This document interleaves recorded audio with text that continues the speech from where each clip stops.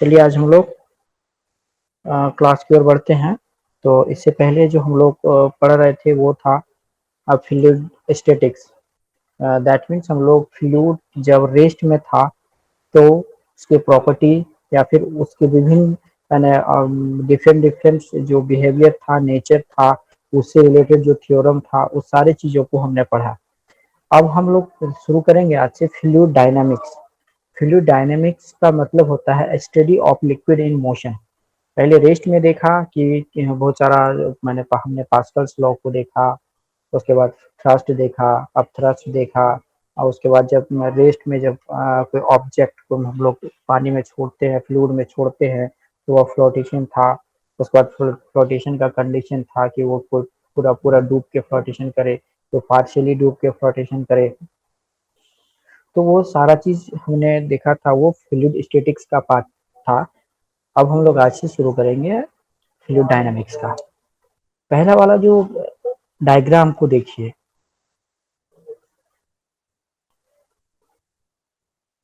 First diagram है कि ये फ्लूइड का फ्लो हो रहा है। बीच में अगर कोई ऑब्जेक्ट या फिर सपोज कीजिए एक रिवर है और ये उस रिवर के ऊपर एक पुल बना हुआ था, और पुल का एक ये पिलर है। अब यहाँ पे देखिए, इस फ्लूइड इधर से फ्लो करके गया, अब फिर इधर मुड़ गया।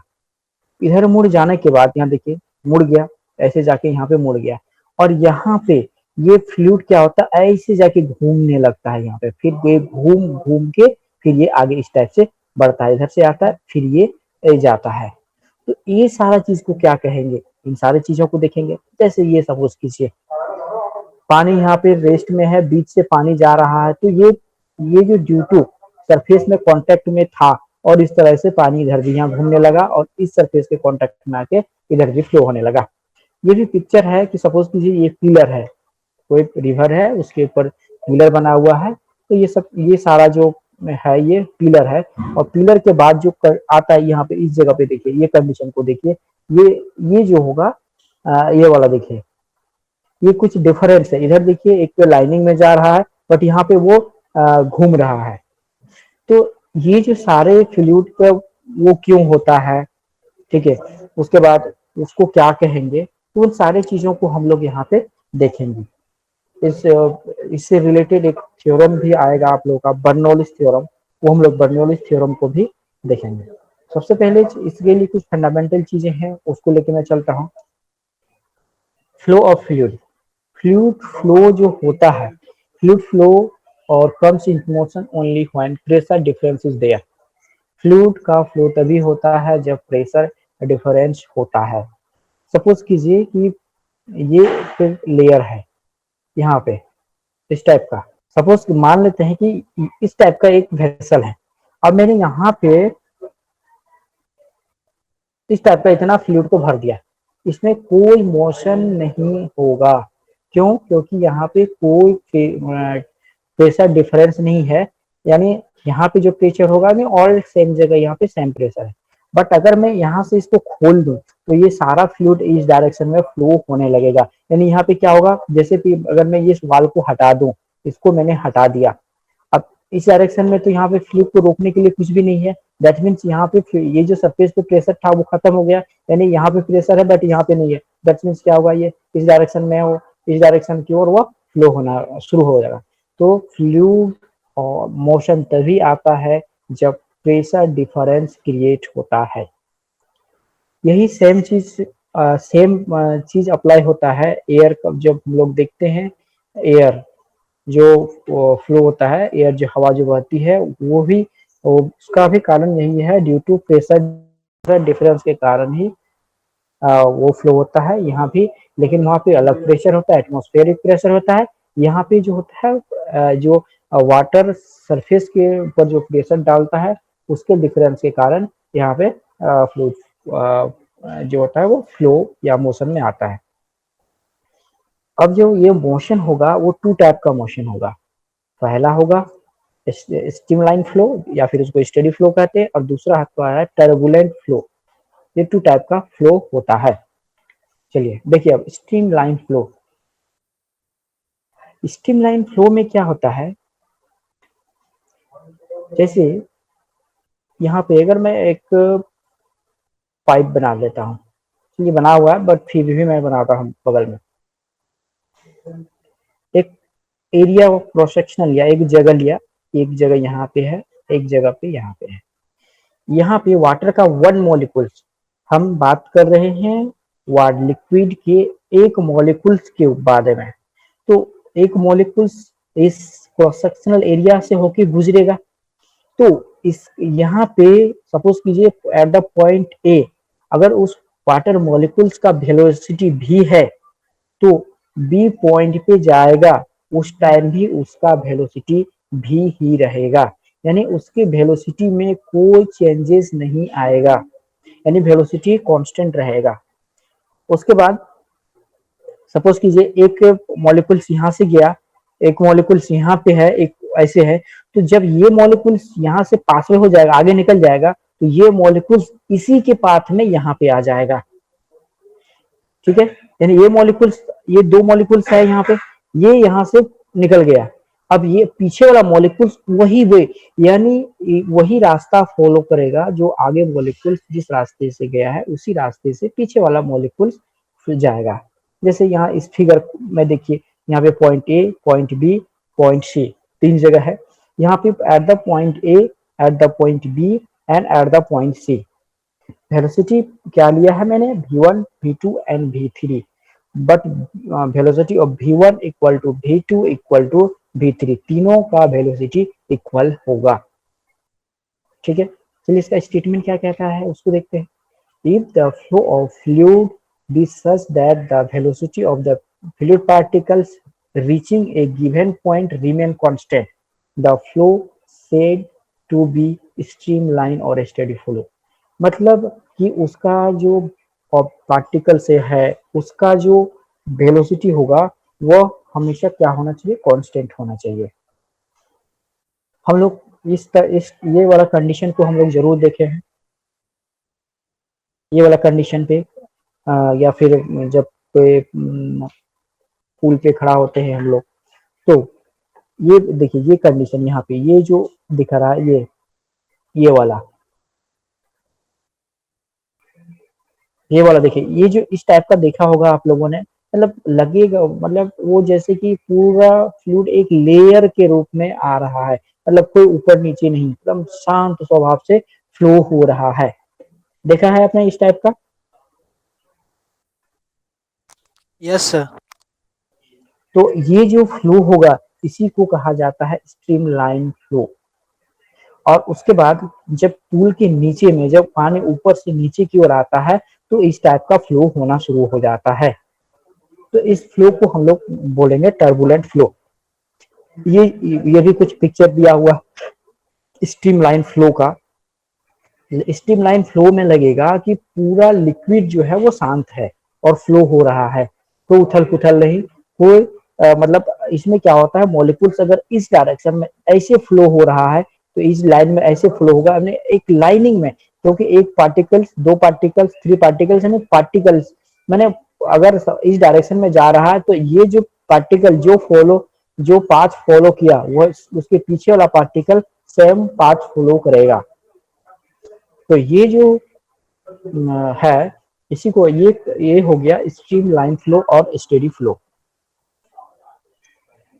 ठीक है, अगला आते हैं, देखिए ये स्ट्रीमलाइन फ्लो का एक एग्जांपल है। लगेगा कि ये पूरा शांत है पानी और दिखेगा कि वो बहुत ही स्लोली मोशन हो रहा है, या फिर वो स्लोली नहीं फास्ट भी मोशन हो सकता है। जैसे इस एग्जांपल में हम लोग देखिए यहाँ पे ये वाला पोर्शन जब ऊपर से पानी गिरता है तो ये वाला यहाँ पे, तो यहाँ पे काफी फास्ट होता है ये, लेकिन ये स्ट्रीमलाइन फ्लो है क्योंकि इसका जो मॉलिक्यूल्स है या पार्टिकल्स है ये जो है वो उसका वेलोसिटी और कांस्टेंट रहता है, चेंजेस या वेरी मतलब वेरीज नहीं करता है। लेकिन जैसे ही इसका वेलोसिटीज में वेरिएशन आ गया और ये पार्टिकल्स जैसे कि सपोज कीजिए ये B C, A B C, अगर ये यहाँ से जाके ये इधर यहाँ पे चल गया, यानी इधर अगर वो एक स्ट्रीम लाइन में नहीं रहा, तो वैसे फ्लो को हम लोग कहेंगे टर्बुलेंट फ्लो। देखिए ये रहा टर्बुलेंट फ्लो में क्या होता है, जो मोलिकुल्स होगा, जो वाटर का मोलिकुल्स होगा, फ्लूइड का मोलिकुल्स होगा, वो इस टाइप का फ्लो करना शुरू कर देगा। जैसे इधर से आया, इधर घूम गया, इधर घूम गया, ये ऐसे ऐसे, यानी वो है एक स्ट्रीम लाइन ना रहे, जिधर मन तिधर मुड़ जाए। जस्ट एक एग्जांपल ये वाला ले लीजिए आप, ये वाला जब एक बोट चलता है तो यहाँ पे देखिए ये पानी उठ जाता है, दोनों साइड से पानी निकल जाता है। तो ये जो ये सब चीज को देखिए, ये वाला सब, ये है एग्जांपल टर्बुलेंट फ्लो का। इसका डेफिनेशन देखते हैं हम लोग। A turbulent flow is that flow of fluid in which the velocity of different fluid particles reaching a given point not remain same। ठीक है, वेलोसिटी जो होता है वो रिमेन सेम नहीं होता है। ठीक है, तो किसी का वेलोसिटी कम हो गया, किसी का वेलोसिटी चेंज हो गया। अगर डायरेक्शन चेंज हो, यहाँ पे देखिए अगर मैं इस डायरेक्शन ऐसे अगर मूव कर रहा है, तो जब भी कोई मूव करता है तो यहाँ पे वेलोसिटी का डायरेक्शन यहाँ पे हो गया, ये वेलोसिटी का डायरेक्शन यहाँ पे हो गया, वेलोसिटी का डायरेक्शन यहाँ पे हो गया, वेलोसिटी का डायरेक्शन यहाँ होगा। मतलब यहाँ से यहाँ तक ट्रेवलिंग करने में एवरी पॉइंट पे वो वेलोसिटी उसका चेंजेस हो रहा है, यानी वेलोसिटी सेम नहीं हो रहा रह रहा है। तो ये जो कंडीशन है इसी को बोला जाता है टर्बुलेंट फ्लो। ठीक है, ये दोनों क्लियर है, turbulent flow and streamline flow.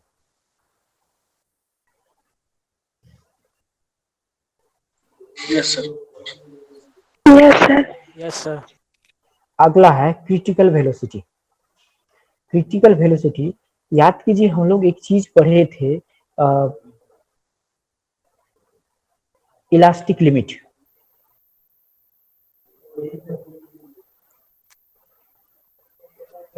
ये क्या था, इलास्टिक लिमिट था, ये मैक्सिमम फोर्स था, ये था मैक्सिमम फोर्स था, मैक्सिमम फोर्स था। यहाँ पे है ये maximum velocity, maximum velocity up to which the flow remain streamlined is called critical velocity। अच्छा, अगर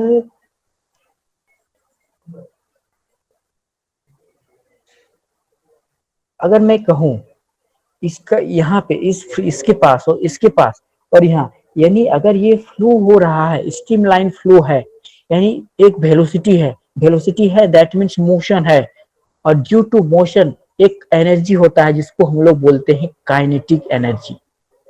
यानी ये जो लिक्विड फ्लो हो रहा है इसके पास काइनेटिक एनर्जी है।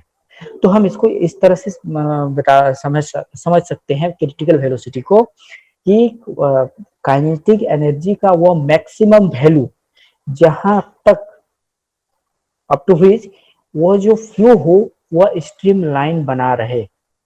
यानी सपोज कीजिए कि अगर काइनेटिक एनर्जी का वैल्यू 10 यूनिट है, यानी 10 यूनिट तक हम देखते हैं कि वो 10 यूनिट अगर उसका वैल्यू है तो वो स्ट्रीम लाइन में है। बट जैसे ही वह 11 यूनिट आ जाता है वह स्ट्रीम लाइन ना होकर टर्बुलेंट फ्लो बन जाता है। दैट मीन्स हम कहेंगे क्रिटिकल वेलोसिटी जो हो गया वह 10 यूनिट हो गया लिक्विड के लिए। ठीक है, तो क्रिटिकल वेलोसिटी क्या है, मैक्सिमम वेलोसिटी है वो फ्लूइड का maximum velocity up to which जो है वो फ्लो हुआ है वो स्ट्रीम लाइन बना हुआ रहना चाहिए। ठीक है, समझ में आया ये? Yes sir.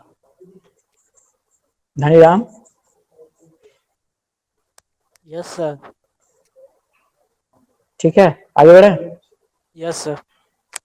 ओके, अब आता है इक्वेशन ऑफ कंटिन्यूटी।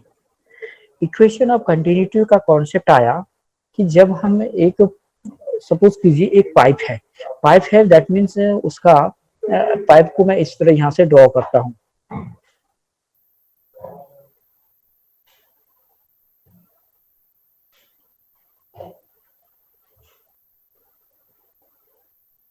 यानी यहाँ पे एक चीज देखिए, गौर करने वाली बात है, यहाँ का सरफेस एरिया और यहाँ का सरफेस एरिया क्या है, डिफरेंस है। ये बड़ा है और ये छोटा है, इसका नाम हमने ए दे दिया और इसका नाम हमने बी दे दिया। तो इक्वेशन ऑफ कॉन्टिन्यूटी क्या कहता है कि यहाँ पे जो एरिया और वेलोसिटी का, यानी एरिया हो गया, अगर इसका एरिया ए हो गया और इसका वेलोसिटी अगर v1 माने, और इसका एरिया को अगर मैं a2 मानूं और इसका वेलोसिटी को v2 मानूं, तो ये दोनों ऑलवेज इक्वल होगा। The product of area and velocity is equal in every point. हर एक जगह पे उसका जो एरिया होगा और वेलोसिटी का प्रोडक्ट हमेशा इक्वल होगा, कांस्टेंट रहता है, इन अदर लैंग्वेज में हम कह सकते हैं। तो इसमें होता क्या है, अगर यहाँ पे सरफेस एरिया ज्यादा है, लिक्विड तो सेम अमाउंट में फ्लो हो रहा है, जितना अमाउंट लिक्विड यहाँ से घुस रहा है उतना इधर से निकल रहा है, तो उस कंडीशन में क्या होगा, दैट मीन्स यहाँ पे हो क्या रहा है, अगर एरिया बड़ा है तो यहाँ पे इसका जो वेलोसिटी होगा वह कम होगा। यानी एरिया बड़ा है, यानी एरिया ग्रेटर वेलोसिटी लेस, यानी यहाँ पे हम कह सकते हैं वेलोसिटी का जो वैल्यू होगा वह कम होगा।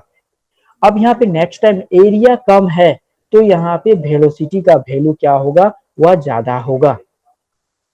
ठीक है, मतलब सेम अमाउंट ऑफ लिक्विड को फ्लो करना है एक ट्यूब के माध्यम से।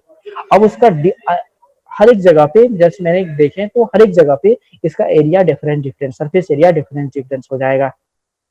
तो यहाँ पे इस पॉइंट पे अगर मैं ये पॉइंट का नाम दूं ए बी सी, तो हम क्या देखते हैं, according to equation of continuity, तीनों जगह पे एरिया, सरफेस एरिया और वेलोसिटी ऑफ द फ्लूइड का जो प्रोडक्ट होगा वह ऑलवेज कांस्टेंट होता है, मतलब सबका वैल्यू इक्वल होता है। सपोज कीजिए कि जैसे कि मैंने यहाँ पे एरिया और एरिया यहाँ पे जस्ट, और एक मैं दूसरे एग्जांपल से लेता हूँ इसको, एक न्यू स्लाइड में समझाता हूँ।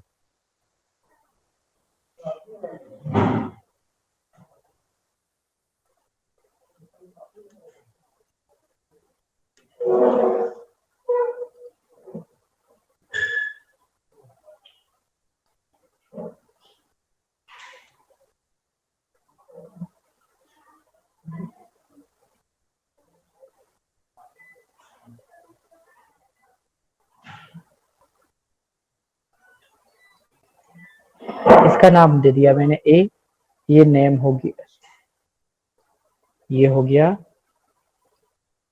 ए, दूसरा बी और ये तीसरा सी। तीन है, तीनों का सरफेस एरिया डिफरेंट है, यानी ये इसका एरिया, सरफेस एरिया की बात कर रहा हूं मैं, सरफेस एरिया पहला का मैंने माना इसका सरफेस एरिया है 15, दूसरा का मैंने सरफेस एरिया को माना 12, तीसरा का मैंने सरफेस एरिया को माना 9। यानी पहला का सरफेस एरिया ज्यादा है, दूसरा का उससे कम है, तीसरा का सबसे कम है, तीनों में से सबसे कम उसी का है। अब यहाँ पे जो फ्लूइड का वेलोसिटी जा रहा है, यहाँ पे सब मान लेता हूं मैं, इसका जो वेलोसिटी है वह है 9 मीटर पर सेकेंड, 9 मीटर पर सेकेंड, ये वेलोसिटी यहाँ से यहाँ पे घुस रहा है। तो अब यहाँ पे क्या होगा कि यानी क्या मैंने बताया, according to equation of continuity, area into velocity equal to जो आएगा वो हर एक जगह पे सेम आएगा। तो यहाँ पे एरिया ज्यादा है, वेलोसिटी तो नंबर फर्स्ट के लिए एरिया 15 है तो वेलोसिटी 9 है, तो यह इसका जो भी कुछ रिजल्ट आया 144। दूसरा में क्या देख रहे हैं, एरिया तो एरिया कम हो जा रहा है, एरिया मेरा 12 हो जा रहा है। तो जब अगर एरिया कम हुआ तो श्योर है, क्योंकि इतना ही में सारे फ्लूइड को फ्लो करना है, तो क्या होगा, यहाँ पे वेलोसिटी बढ़ जाएगा, और वेलोसिटी बढ़ के यहाँ पे 9 से ये 12 हो गया, बढ़ गया, 9 से बढ़ के ये 12 हो गया, तो ये कितना हो जाएगा, छोड़िए, मैं कोई जस्ट समझने के लिए कह रहा हूँ, मैं कोई नॉमिकल वैल्यू पे नहीं जा रहा हूँ। सपोज कीजिए एक्स वाई आया तो ये भी एक्स वाई ही आएगा। थर्ड है, जब यहाँ पे एरिया जो है, एरिया 15 हो गया, थर्ड कंडीशन में एरिया जब 15 हो गया, सॉरी एरिया 9 होगा आपकी बार, एरिया 9 हो जाएगा, दैट मीन्स एरिया और भी छोटा हुआ तो फ्लूइड वेलोसिटी और बढ़ जाएगा, सब मैंने माना कि 15 हो गया, तो ये भी एक्स वाई आएगा, यानी तीनों कंडीशन में ये इक्वल आएगा। दैट मीन्स हम क्या कहेंगे कि एवरी जगह पे जो है इसका वैल्यू सेम रहता है, नहीं बदलता है, दैट मीन्स ये कांस्टेंट होता है। चलिए अब यहाँ पे देख लेते हैं, आ गया यहाँ पे। Let us consider a streamlined flow of an incompressible non-viscous fluid through a tube as shown figure। एक ट्यूब है, जिस ट्यूब में नॉन एक लिक्विड जो है वो फ्लो हो रहा है। Tube as shown in figure. चलिए अब है let us consider two cross sectional of the tube of flow P and Q. इसका दो क्रॉस सेक्शनल है, यानी एक पी है और एक दूसरा पॉइंट क्यू है। अब है P and Q having area A1 and A2। अब यहाँ पे जो इसका सरफेस एरिया है, यानी एरिया ऑफ क्रॉस सेक्शनल, ये A1 हो गया और ये वाला हो गया A2। अब कहता है let V1 and V2 be the velocity of the fluid at P and Q। अब मैंने क्या माना कि वेलोसिटी जो है V1 है एट P पे एंड वेलोसिटी है V2 है एट Q पे। Now the mass of the fluid entering the tube per unit time through the cross sectional। अब कह रहा है कि ये जो फ्लूइड एंटर कर रहा है, the mass of the fluid, जो एंटर करेगा उस फ्लूइड का mass entering per unit time through the cross sectional, कि पर यूनिट टाइम में जो फ्लूइड एंटर करेगा इसमें A1 में, ठीक है, A1 में जो एंटर करेगा उसका मास क्या होगा। तो एट P, पॉइंट P पे एरिया क्या होगा उसका A1 एंड V1, यानी ये हो गया multiplication of area and velocity and the density से जब हम मल्टीप्लाई कर देंगे तो वो हो जाएगा मेरा यहाँ पे टोटल, ये हमारा रिजल्ट देगा, ये बन जाएगा, ये मास बन जाएगा। हम लोग जानते हैं area into velocity, area into velocity क्या होता है, जब या फिर एरिया और वेलोसिटी का जब प्रोडक्ट में जब हम ये डेंसिटी को मल्टीप्लाई करते हैं तो ये मास बन जाता है। अगर समझ में नहीं आया है तो फिर मैं इसको एक्सप्लेन करता हूँ ये वाले को कि कैसे हुआ ये। किसी को डाउट है तो बोलिए। Yes sir. डाउट है? Yes, sir. यस चलिए सर। ओके मैं बताता हूँ।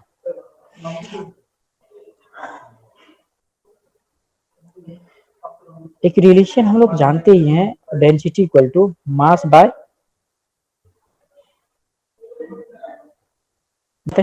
वॉल्यूम जानते हैं तो हेलो सुन पा रहे हैं? Yes sir. ठीक है।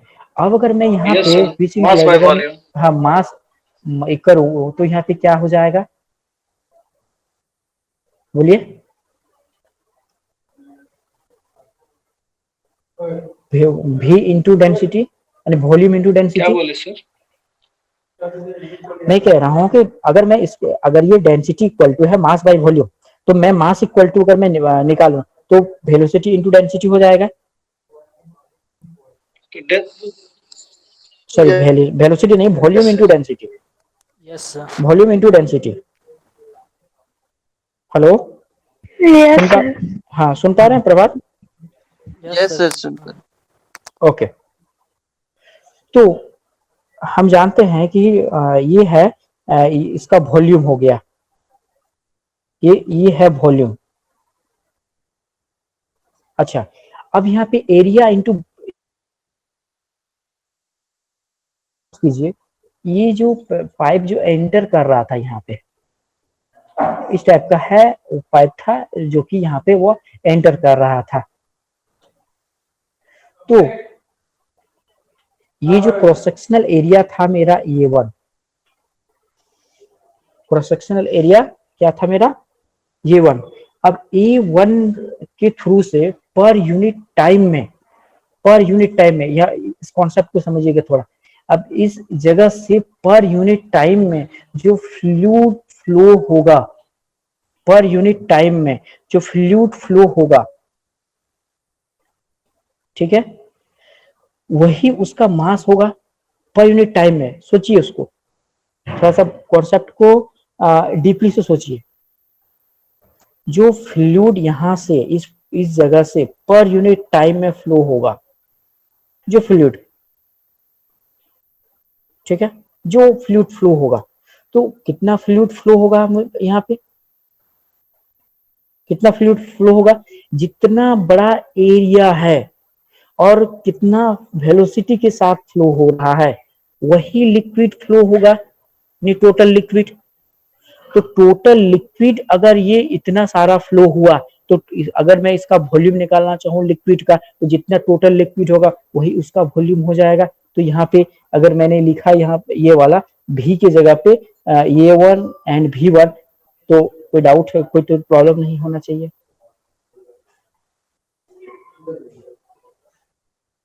समझ में नहीं आया?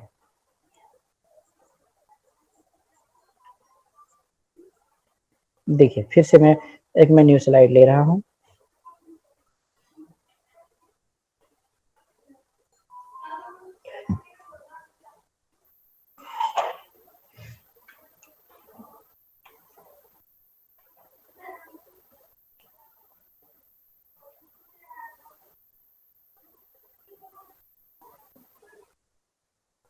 देखिए मैं कह रहा हूं क्या कि इसका एरिया है A1 और यहाँ पे फ्लूइड का जो वेलोसिटी है वो V1 है। अब मैं ये जानना चाहता हूं कि ये जो यहाँ पे फ्लूइड है उसका वॉल्यूम क्या होगा, ठीक है, वो चीज में मुझे निकालना है। तो आप एक चीज गौर से थोड़ा सा सोचिए कि हम जानना चाहते हैं कि पर यूनिट टाइम में कितना फ्लूइड यहाँ से फ्लो हो रहा है, इस पॉइंट से, इस क्रॉस सेक्शनल एरिया से कितना फ्लो हो रहा है। तो एरिया, जितना बड़ा एरिया होगा उतना ज्यादा लिक्विड का फ्लो होगा, और जितना वेलोसिटी, जितना फास्टली लिक्विड फ्लो होगा उतना ज्यादा फ्लूइड उस एरिया से यूनिट टाइम में जा पाएगा। दैट मीन्स अगर मैं area multiply by velocity of the fluid को मल्टीप्लाई कर दूं पर यूनिट टाइम के लिए, तो मुझे पता चल जाएगा कि यूनिट टाइम में कितना अमाउंट लिक्विड फ्लो हुआ है। सपोज कीजिए अगर इसको मल्टीप्लाई करने के बाद अगर मेरा आया कुछ या 30 यूनिट आया, 30 यूनिट लिक्विड का फ्लो हुआ है। अब ये जो 30 यूनिट लिक्विड फ्लो हुआ उसका तो एक वॉल्यूम होगा तो वॉल्यूम, या फिर मैं कह सकता हूं कि ये जो 30 यूनिट लिक्विड फ्लो हुआ वही तो उसका वॉल्यूम होगा। समझ पा रहे हैं? Yes sir. Yes, sir. Okay, तो ये जो लिक्विड यहाँ पे फ्लो हुआ पर यूनिट टाइम, उसका जो वॉल्यूम होगा वही होगा इसके A1 और V1 के मल्टीपल। इसलिए मैंने वहां पे लिखा था A1 या A V इंटू डेंसिटी। तो ये हो गया फ्लूइड मास, ये कितना फ्लूइड P पॉइंट से एंटर किया, यानी इस पॉइंट से जितना सारा फ्लूइड एंटर किया उसका मास मैंने निकाल लिया यहाँ पे। अब है the mass of the fluid leaving the tube पर unit time through the cross sectional. अब है जब ये एंटर कर रहा था, जब ये एंटर किया, अब यहाँ पे क्या कंडीशन क्या है, जब ये बाहर की ओर निकलेगा तो यहाँ भी सेम कंडीशन होगा। पर यूनिट टाइम में जो भी निकलेगा एरिया A2 वॉल्यूम V2 को मल्टीप्लाई करेंगे तो वो मेरा हो जाएगा वॉल्यूम ऑफ द फ्लूइड जो कि बाहर निकल रहा है। वही मैंने यहाँ पे किया है at the point Q, A2, V2 and rho, ठीक है। तो ये हो गया मास जो है वो कहाँ का, जो फ्लूइड आउट जो बाहर निकल रहा है वहां के लिए। अब यहाँ पे और चीज देखिए, इस ट्यूब में ना कोई सोर्स है ना कोई श्रिंक है। सोर्स और श्रिंक का मतलब हो गया कि सोर्स का मतलब है इंटेल, यानी लिक्विड कहीं से बाहर जा रहा है ना बाहर से अंदर आ रहा है। इस ट्यूब के बारे में मैं दिखा रहा हूँ, बात कर रहा हूँ। यानी इस ट्यूब में ना ही कोई यहाँ से जो लिक्विड है यहाँ से घुसा, ना वो इस पॉइंट से पहले कहीं से वो बाहर जा रहा है, ना ही और कोई लिक्विड अंदर की ओर जा रहा है। That means there is no source and sink outlet in between P and Q, P और क्यू के बीच में कोई सोर्स या फिर कोई आउटलेट नहीं है, दैट मीन्स जो मास था A1 V1 एंड रो दोनों एक दूसरे का इक्वल हो गया। अब यहाँ पे चूंकि फ्लूइड सेम है, दोनों का डेंसिटी भी इक्वल है, तो रो दोनों साइड कैंसिल हो गया, तो मेरा आया A1 V1 equal to A2 V2, that means A and V equal to constant. क्योंकि ये जो दोनों का जो वैल्यू आया, ये जो दोनों का वैल्यू आया, ये वाला, ये दोनों जो वैल्यू आया यहाँ पे, यह इक्वल होगा। इक्वल होगा मतलब इसका प्रोडक्ट, ये दोनों का प्रोडक्ट और ये दोनों का जो प्रोडक्ट का वैल्यू आया वो इक्वल होगा, दैट मीन्स ये भी इक्वल टू कांस्टेंट। यहाँ पे where rho is the density of the fluid, as the fluid is incompressible, rho is the constant। ठीक है, अब है इसका स्टेटमेंट, इक्वेशन ऑफ क्वांटिटी का स्टेटमेंट क्या होता है ये देखिए यहाँ पे इतना आगे के बाद। For streamline flow and incompressible non viscous fluid, the product of area of cross section and fluid velocity remain constant at all points of the tube of flow. This is known as equation of continuity। इसी को equation of continuity कहा जाता है। Clear है ये? Yes sir clear है। अच्छा, और भी कोई देख रहा हूं मैं, संजय शर्मा, संजय शर्मा,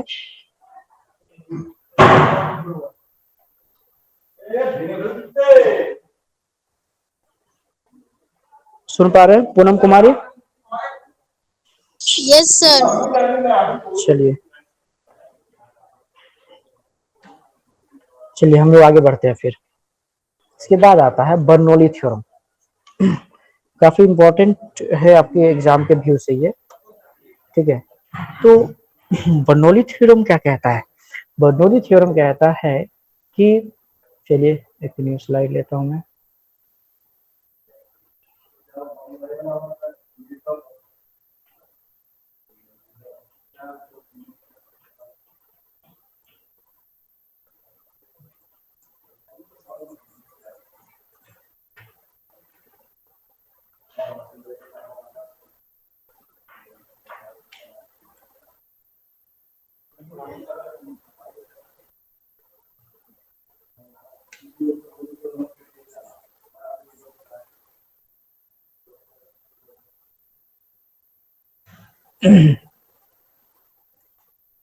सपोज कीजिए कि एक ट्यूब है, इस टाइप का ट्यूब है, यहाँ पे फ्लूइड फ्लो हो रहा है इस डायरेक्शन में,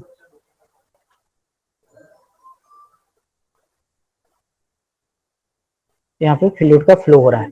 तो इस फ्लूइड जो फ्लो हो रहा है, यहाँ पे कितने टाइप का एनर्जी हो सकता है इसके पास? ये जो फ्लूइड है यहाँ पे कितने टाइप का एनर्जी हो सकता है? तो बता सकते हैं कि कितने टाइप का एनर्जी होगा इसमें?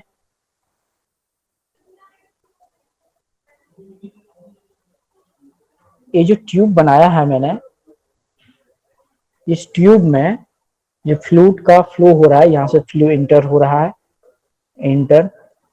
फ्लूइड इंटर हो रहा है, यहाँ से फ्लो हो रहा है, तो इसके पास कितने टाइप का एनर्जी होगा? अच्छा, फ्लूइड जहां मोशन में है, ड्यू टू मोशन, कौन सा एनर्जी आता है ड्यू टू मोशन के कारण? Kinetic energy. Kinetic energy, very good, kinetic, okay very good. अच्छा, जब फ्लूइड यहाँ पे फ्लो हो रहा है, that means yes your wall पे कोई प्रेशर लगाता होगा, श्योर लगाता है प्रेशर। यस तो सर। दूसरा क्या हो जाएगा? Pressure energy.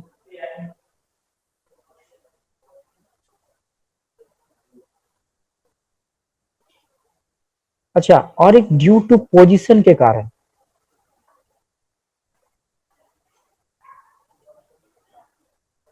Due to position के कारण कौन सा एनर्जी होता है? Potential energy. तो जब एक पाइप में फ्लूइड का फ्लो होता है, ठीक है, तो वो तीन टाइप का एनर्जी इसमें एग्जिस्ट करता है। पहला है due to motion, kinetic energy, जब फ्लो होगा तो वॉल पे प्रेशर लगाएगा, प्रेशर एनर्जी। एंड थर्ड होगा due to position potential energy. अच्छा, कोई ऐसा भी है क्या जिनको काइनेटिक एनर्जी पोटेंशियल एनर्जी का कॉन्सेप्ट नहीं पता है? तो मैं थोड़ा सा उसके बारे में भी आप डिस्कस कर लूं। Yes sir. कर लूं डिस्कस, थोड़ा क्या करना पड़ेगा? Yes sir. ओके, चलिए काइनेटिक एनर्जी के बारे में थोड़ा सा हम लोग समझते हैं।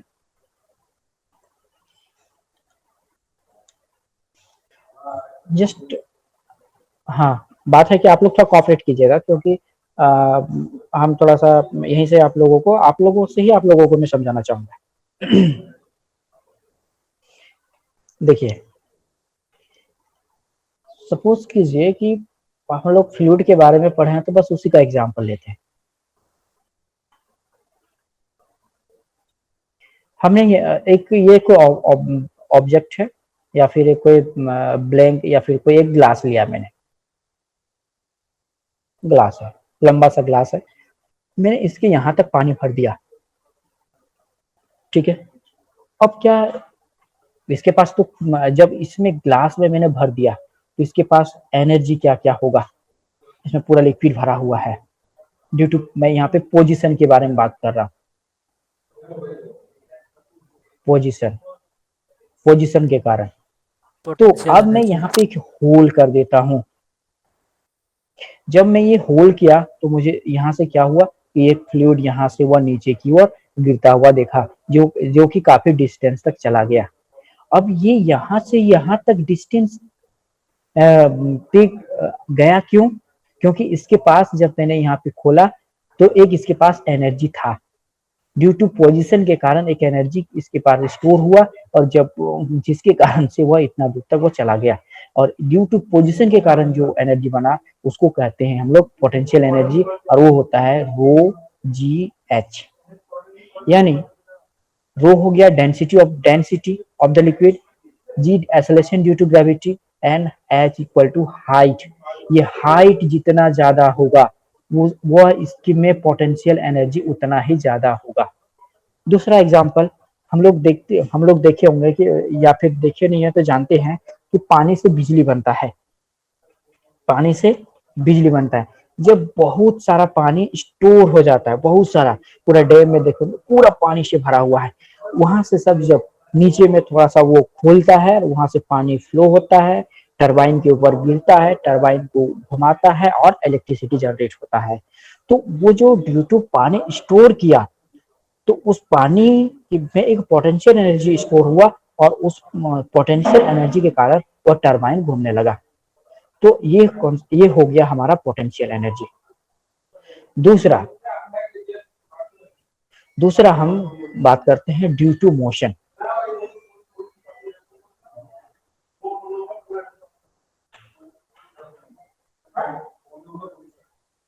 चलिए, आप फैन को बंद कर दीजिए, आपके घर में सीलिंग फैन है, उसको आप स्टॉप कर दीजिए, स्विच ऑफ कर दीजिए। अब फैन को छुइए, फैन का जो ब्लेड है उसको टच कीजिए, आपको कोई प्रॉब्लम नहीं होगा। लेकिन फैन को ऑन कीजिए जब वो स्पीड में मूव कर रहा हो, जब वो फैन स्पीड में मूव कर रहा हो, अगर आपके हाथ गलती से भी चला जाता है तो आपके हाथ को कट कर देगा, आपको क्षति पहुंचा देगा। तो अब उसके पास तो, जब वो स्टॉप में था तो कोई एनर्जी नहीं था, बट जब वो मोशन होने लगा, घूमने लगा, तो उसके पास एक एनर्जी आ गया, जिसको हम कहते हैं काइनेटिक एनर्जी। तो याद बस इतना ही रखना है, due to motion kinetic energy, due to position potential energy, और काइनेटिक एनर्जी होता है हाफ एम भी स्क्वायर, यानी हाफ में ये हो गया मास, और ये हो गया वेलोसिटी का स्क्वायर। तो ये हो गया काइनेटिक एनर्जी, और दूसरा हो गया पोटेंशियल एनर्जी, और तीसरा प्रेशर एनर्जी, प्रेशर। तो ये इसको हम लोग ऑलवेज पी से डिनोट करते हैं, प्रेशर। तो ये था कॉन्सेप्ट ऑफ तीनों का, प्रेशर एनर्जी, काइनेटिक एनर्जी और पोटेंशियल एनर्जी का। ठीक है, हम सिर्फ इसके कॉन्सेप्ट को मैंने समझाया है, मैंने इसके डेरिवेशन पे गया है, नहीं पे मैं इसके डेफिनेशन पे गया हूँ। ठीक है, अब आइए यहाँ पे बर्नौली थ्योरम क्या कहता है कि जब कोई पाइप में या ट्यूब में लिक्विड का फ्लो होता है, तो तीनों जो एनर्जी है, kinetic energy, potential energy and pressure energy क्या होता है, वो तीनों जो होता है वह कांस्टेंट होता है। क्या है देखिए, in streamline flow of an incompressible non viscous fluid the total energy per unit volume, total energy क्या क्या हो गया, टोटल एनर्जी इसके पास थ्री टाइप्स एनर्जी है, kinetic energy, sum of kinetic energy per unit volume, potential energy per unit volume and pressure energy per unit volume of small fluid element remain constant. अच्छा, अब यहाँ पे एक चीज हमने यहाँ पे एक वर्ड लिखा है स्मॉल फ्लूइड एलिमेंट, मतलब ये जो यहाँ पे फ्लूइड जो फ्लो हो रहा है उसके एक छोटे से भाग के लिए, सपोज ये वो इतने मतलब इतना सा छोटा सा भाग के लिए ये है, ये नहीं कि ये पूरे के लिए है, एक छोटा सा स्मॉल फ्लूइड एलिमेंट, छोटा सा जो है फ्लूइड के लिए जो सारा एनर्जी होगा और टोटल एनर्जी होगा वह क्या होगा, रिमेन कांस्टेंट होगा। ठीक है, सर चलिए। हाँ, नॉन विस्कस फ्लूइड मतलब? नॉन विस्कस फ्लूइड का मतलब होता है जिसका वॉल्यूम चेंजेस ना हो, मतलब मतलब वो दबे नहीं, उसका वॉल्यूम में कोई वेरिएशन ना हो। नॉन विस्कस फ्लूइड के बारे में हम जब बताए थे, चलिए भूल गए कोई बात नहीं है, मैं बता देता हूँ। सपोज कीजिए कि एक ऐसा कुछ यहाँ पे मैंने रखा है और यहाँ पे फ्लूइड भरा है, यहाँ पे पिस्टन है, ऊपर से जब मैं दबा रहा हूँ तो ये कोई मतलब थोड़ा सा डिस्प्लेस आ गया, दैट मीन्स वह दब गया, दैट मीन्स ये इसमें यह फ्लूइड अगर दब गया इसका मतलब इसके अंदर क्या विस्कस फोर्स अप्लाई हो गया, विस्कस फोर्स काम कर रहा है, दैट मीन्स विस्कस फोर्स है, तो यह क्या बोल सकते हैं कि यह वैसा लिक्विड है जिसके अंदर विस्कस फोर्स काम करता है, दैट मीन्स इसका जो वॉल्यूम है वो वेरिएबल है। बट अगर मैं वैसे एक लिक्विड के बारे में बात करूं, ये पिस्टन है, मैं इसको प्रेशराइज करूं तो ये थोड़ा सा भी टच ना नीचे ना जाए, वैसे फ्लूइड को हम कहेंगे नॉन विस्कस, यानी उसके दो। हाँ बोलिए। इनकम्प्रेसिबल मीन्स भी तो वही हुआ ना सर, जो मतलब हाँ कंप्रेस ना हाँ हो। हाँ, बिल्कुल बिल्कुल तो सर बिल्कुल। दोनों को यहाँ इस्तेमाल करना जरूरी है। इनकम्प्रेसिबल नॉन विस्कस, क्योंकि हाँ देखिए, जरूरी नहीं है, इनकम्प्रेसिबल अगर मैंने कह दिया है तो फिर नॉन नहीं, एक्चुअली बात है कि दोनों का मतलब हो गया, इनकम्प्रेसिबल मतलब जो दबता नहीं है, बट नॉन विस्कस फ्लूइड का मतलब हो गया फ्लूइड लेयर के बीच में कोई विस्कस फोर्स जैसे काम ना करे। ओके ठीक सर। है, यस। एक्चुअली ये जो यहाँ पे नॉन विस्कस से पहले आपको जानना होगा विस्कस क्या होता है। चलिए उस चीज को समझिए कि विस्कस क्या होता है। विस्कस फोर्स है आप लोग का, ये कुछ देर बाद मिलेगा, लेकिन अभी अगर आया तो उस चीज को समझ लीजिए।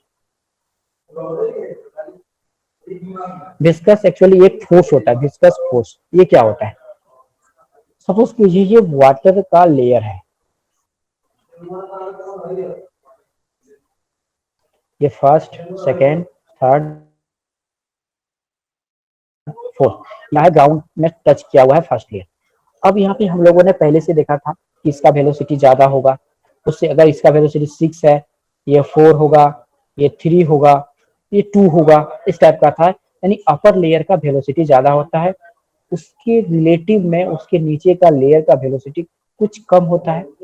अब यहाँ पे दो जो लेयर के बारे में मैं बात करता हूँ, अब ये अपर लेयर जो है नीचे वाले लेयर को अपना स्पीड में ले जाना चाहेगा, ये लगाएगा, और नीचे वाला लेयर इसको बोलेगा कि मैं स्लो लेके जाऊंगा। अब दो मतलब लेयर के बीच में एक फोर्स लग रहा है, फोर्स कैसा है, अपर वाला बोल रहा है मैं ज्यादा वेलोसिटी से ले जाऊंगा आपको, नीचे वाला बोल रहा है ना मैं आपको कम वेलोसिटी से ले जाऊंगा, यानी दो लेयर के बीच में एक फोर्स काम कर रहा है जिसको हम लोग कहते हैं विस्कस फोर्स। तो हम वैसा लिक्विड लेंगे जो कि नॉन विस्कस हो, मतलब इस टाइप का कंडीशन ना हो। ठीक है, यानी मतलब यहाँ पे लेयर में जो था, यहाँ पे क्या था कि अपर जाते थे तो उसका वेलोसिटी बढ़ते जा रहा था, लेकिन अगर मैं नॉन विस्कस के बारे में बात करूं तो वैसा फ्लूइड होगा कि अपर का अगर लेयर का वेलोसिटी 6 है तो यहाँ का भी वेलोसिटी 6 हो, अगर ये दोनों के बीच में अगर वेलोसिटी कोई डिफरेंस ना हो तो वहां पे कोई विस्कस फोर्स काम नहीं करेगा, इसीलिए वहां पे लिखा गया है नॉन विस्कस फोर्स। इनकम्प्रेसिबल तो होना ही चाहिए, ऐसा फ्लूइड जो दबे नहीं, लेकिन साथ ही साथ ऐसा फ्लूइड भी होना चाहिए जो कि नॉन विस्कस हो, क्योंकि दोनों लेयर के बीच में रिलेटिव जो मोशन है उसका अपोज ना करे, ठीक है। तो इसीलिए यहाँ पे लिया गया है इसको नॉन विस्कस। अब क्लियर है? Yes sir. ओके। थोड़ा मतलब तबीयत खराब है, कोई बात नहीं, चलिए अब देखते हैं इसका हम लोग। There is 3 types of energy due to its motion, position and pressure, kinetic energy. अब यहाँ पे हमने एज्यूम किया एक small v with the speed of small fluid element of volume dv and mass m, the kinetic energy per unit volume। Just मैंने क्या assume किया है कि उसका जो स्मॉल एलिमेंट का जो है स्पीड है या फिर वेलोसिटी जो है वो v है, और उसका जो वॉल्यूम है वो डेल्टा v मतलब हो गया small volume, and mass m the kinetic energy half जो होता है mv स्क्वायर। चूंकि ये पर यूनिट वॉल्यूम के बारे में बात किया, kinetic energy per unit volume, हमने डेफिनेशन में देखा, हमने देखा कि kinetic energy per unit volume, तो पर यूनिट वॉल्यूम के लिए हमको क्या करना होगा, इसको मतलब जो वॉल्यूम है उससे हमें डिवाइड करना होगा, यानी जिस एलिमेंट मतलब एक स्मॉल एलिमेंट मैंने कंसीडर किया है उस फ्लूइड का छोटे से भाग का, तो उस छोटे से भाग का जो वॉल्यूम होगा उस वॉल्यूम से अगर मैं डिवाइड कर दूं तो ये हो जाएगा मेरा एक छोटा सा फ्लूइड एलिमेंट का काइनेटिक एनर्जी। तो हो गया छोटा सा एलिमेंट का काइनेटिक एनर्जी ये हाफ। अच्छा, अब यहाँ पे मैंने इसको डेंसिटी कर दिया है, डेंसिटी, क्योंकि हम लोग जानते हैं mass by volume equal to density होता है, यानी ये है यहाँ पे mass by into delta v equal to ये होता है डेंसिटी। तो यहाँ पे मैंने मास बाय वॉल्यूम को डेंसिटी कर दिया है और ये v स्क्वायर, तो यहाँ पे ये हाफ रो v स्क्वायर, क्योंकि rho is the density of the fluid. एक ये मिल गया मुझे काइनेटिक एनर्जी। दूसरा है पोटेंशियल एनर्जी, यहाँ पे भी वही। हाँ बोलिए। यहाँ पे सर इस स्मॉल वॉल्यूम जो है तो हाँ टू कहाँ से है सर? हमने चलिए यहाँ पे आइए, इस चीज को देखिए।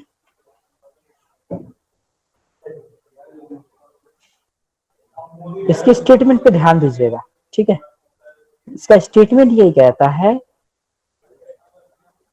in streamline flow of an incompressible non-viscous fluid, the total energy per unit volume, ठीक है, of a small fluid element remain constant। अब ये यहाँ पे कह रहा है small fluid element. Small fluid element का मतलब होगा कि फ्लूइड का एक छोटे से भाग, तो इस छोटे से भाग का कुछ तो वॉल्यूम होगा, छोटा सा वॉल्यूम होगा, इसीलिए इसको हमने डेल्टा भी लिया है। अब यहाँ पे ब्रैकेट में मैंने लिखा the sum of kinetic energy per unit volume. तो काइनेटिक एनर्जी अगर मैं एक छोटे से इस स्मॉल एलिमेंट के बारे में बात कर रहा हूँ, तो इस स्मॉल एलिमेंट का जो वॉल्यूम होगा यानी पर यूनिट वॉल्यूम हमको उसको लेना होगा। यानी अगर kinetic energy half mv square है तो स्मॉल एलिमेंट जो है उसका वॉल्यूम क्या होगा, डेल्टा v, तो डेल्टा v से मुझे डिवाइड करना होगा। मैंने वही किया यहाँ पे, half mv square delta v से मैंने इसे यहाँ पे डिवाइड किया है। Yes sir. ठीक है, अब यहाँ पे इस m मैंने मास और ये है डेल्टा v यानी मास बाय वॉल्यूम को डेंसिटी के फॉर्म में मैंने इसे लिख दिया है। ठीक है, ये काइनेटिक एनर्जी मिल गया मुझे। अब आ गया potential energy.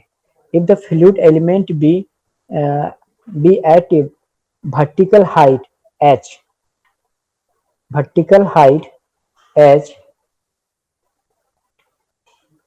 above the earth surface, the potential energy per unit volume। अगर फ्लूइड जो हो, अगर फ्लूइड को कंसीडर किया जाए कि जिस स्मॉल एलिमेंट को मैं कंसीडर कर रहा हूँ वह नीचे से वह h हाइट के ऊपर में है, ठीक है। तो क्या होगा, हम लोग जानते हैं पोटेंशियल एनर्जी mgh होता है। अब यहाँ पे चूंकि स्मॉल एलिमेंट के बारे में बात कर रहे हैं तो potential energy per unit volume, इसलिए यहाँ भी मुझे डेल्टा V से डिवाइड करना होगा, ठीक है। तो ये मुझे मिल गया ये रो GH, ये रो चूंकि यहाँ पे डेंसिटी है और डेंसिटी इक्वल टू यहाँ भी सेम कंडीशन, ये मास बाय वॉल्यूम को लेके मैंने यहाँ पे रो लगा दिया, तो ये आ गया मेरा रो GH। कोई दिक्कत?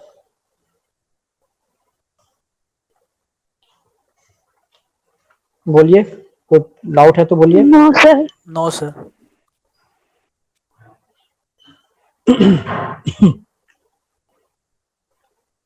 चलिए, वेरी गुड।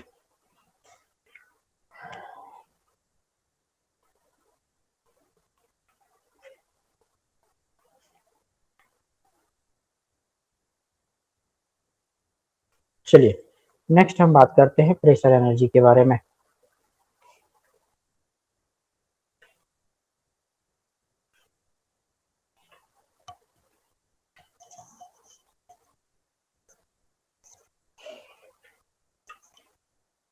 चलिए, एक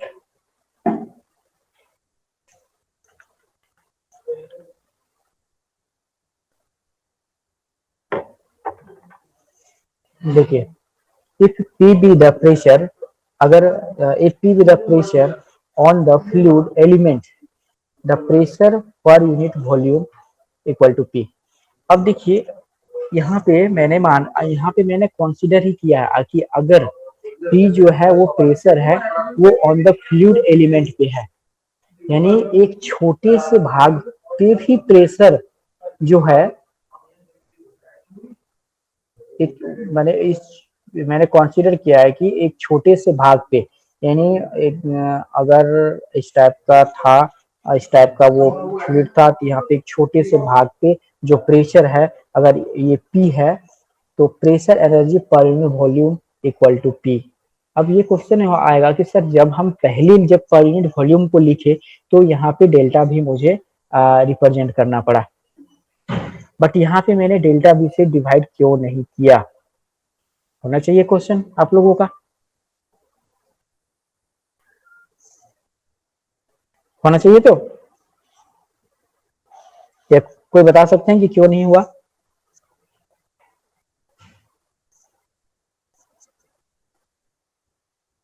हेलो, सुन पा रहे? हेलो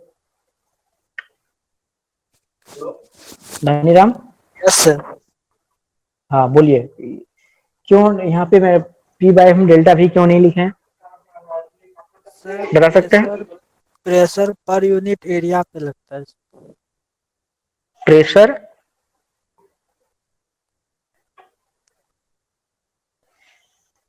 तो प्रेशर बोल रहे पर यूनिट एरिया पे लगता है और potential energy per unit volume बोल रहे थे, यहाँ पे बता रहे थे। चलिए ठीक है, चलिए हमें देखिए, मैंने जो प्रेशर एनर्जी जो होता है, ठीक है, हाँ वो भी आपका कॉन्सेप्ट गलत नहीं है कि प्रेशर जो ऑलवेज जो लगता है वो एरिया पे कोई एक स्मॉल एरिया पे लगता है। तो अगर सपोज कीजिए कि एक मैंने एलिमेंट लिया है, फ्लूइड एलिमेंट, इतने छोटे से, तो हम लोग जानते हैं जो प्रेशर इक्वल टू मतलब होता है वो होता है फोर्स पर यूनिट एरिया, यानी ये इसका जो एरिया होगा यहाँ पे देखिए, इसका अगर मैं इस वॉल्यूम के बारे में बात करूं, इस स्मॉल एलिमेंट का, तो स्मॉल एलिमेंट दैट मीन्स वो स्मॉल एलिमेंट क्या है, वो स्मॉल एलिमेंट लिक्विड है, स्मॉल एलिमेंट लिक्विड है। तो जो वो स्मॉल एलिमेंट लिक्विड होगा, हम उसी स्मॉल एलिमेंट के ऊपर ही प्रेशर के बारे में बात कर रहे हैं कि उस स्मॉल एलिमेंट पे प्रेशर कितना लग रहा है, ठीक है।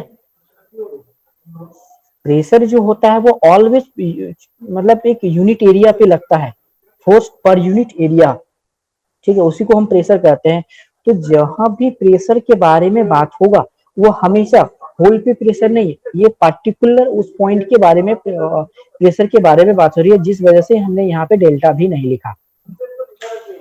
ठीक है, तो अब ये तीनों एनर्जी आ गया मेरे पास। अब according to Bernoulli's theorem, Bernoulli's theorem के अनुसार pressure energy, potential energy and kinetic energy equal to constant, where P equal to pressure at a point on streamline, B equal to velocity of the fluid, H equal to height of the point from the reference level and rho is density of the fluid। तो ये था मेरा Bernoulli theorem, और ये जो equation आया इसी को कहा जाता है बर्नौलीज इक्वेशन, इसको बोला जाता है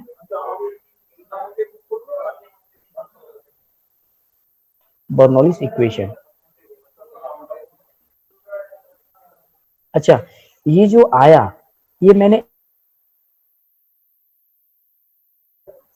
यहाँ पे तो फ्लो हो रहा था, यहाँ पे 2 एलिमेंट 3 एलिमेंट 4 एलिमेंट के बारे में 4 एलिमेंट हो, तो उस केस में हम क्या करेंगे, जब वहां पे 2 एलिमेंट 3rd एलिमेंट के ऊपर बात हो तो वहां पे हम कुछ नहीं करना है, बस सिंपल सा क्या करेंगे हम,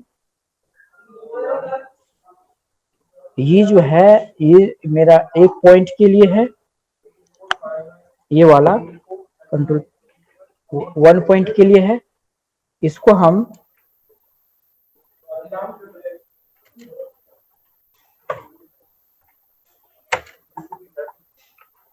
अब ये जब ये 2 पॉइंट के लिए जब मैं लूंगा तो यहाँ पे ये हो जाएगा मेरा, यहाँ पे मुझे H1 करना होगा। चलिए मैं लिख देता हूँ हाथ से।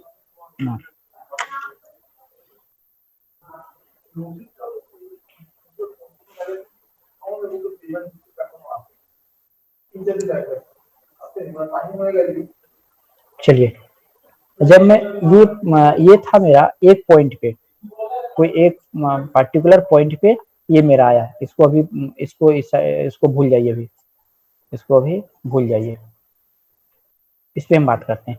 ये मेरा आया था कोई एक पार्टिकुलर पॉइंट पे, तो ये था मेरा प्रेशर P1। जब 2 पॉइंट के बारे में बात करेंगे, डेंसिटी चेंजेस तो नहीं होगा, डेंसिटी और जी सेम रहेगा, डेंसिटी जी ये हो जाएगा H1 plus half into density, अब ये हो जाएगा V1 का स्क्वायर। अब दूसरे पॉइंट पे बात करेंगे तो ये यहाँ पे हो जाएगा ये P2 प्लस रो, ये हो जाएगा जी, यहाँ पे हो जाएगा H2 प्लस हाफ, यहाँ पे ये हो जाएगा रो, और ये हो जाएगा V2 का स्क्वायर। यानी अब ये था स्मॉल एलिमेंट 1, अब ये है स्मॉल एलिमेंट 2 पे, यानी जितना भी एलिमेंट हम कंसीडर करेंगे इक्वल टू, अगर 3rd लेंगे तो यहाँ पे P1 की जगह पे P3, बट ऑलवेज कांस्टेंट होगा, सब ऑल टाइम इक्वल होगा। तो ये था हमारा बर्नौली इक्वेशन या बर्नौली थ्योरम।